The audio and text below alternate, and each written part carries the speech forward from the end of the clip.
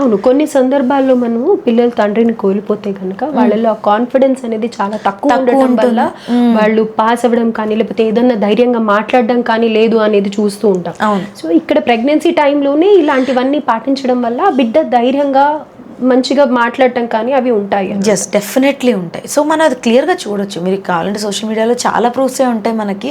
Of course ఇంకా మనకి నా దగ్గర ఉన్న స్టూడెంట్స్ కూడా చెప్తారు, కొంతమంది వాళ్ళ హస్బెండ్స్ మాకు స్పెషల్ సెషన్స్ ఉంటాయి అన్నమాట ఫాదర్ బాండింగ్ అని చెప్పేసి. సెషన్స్ లో కూడా మీరు దాంట్లో ఫాదర్ బాండింగ్ సెషన్స్ ఉంటాయి. Every month twice or thrice ఉంటుంది.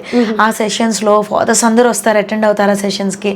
చక్కగా వాళ్ళతో మాట్లాడటం ఎలానో నేర్పిస్తాము, వాళ్ళ వైఫ్ తో ఎలా కనెక్ట్ అవ్వాలి, బేబీతో ఎలా కనెక్ట్ అవ్వాలో నేర్పిస్తాము.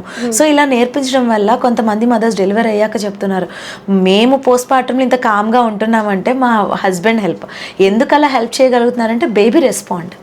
వాళ్ళ ఫాదర్కి కూడా ఆ బేబీ సేమ్ మదర్కి ఎలా అటాచ్ అయిందో బేబీ కూడా అలా ఫాదర్ కూడా అలానే అటాచ్ అయింది.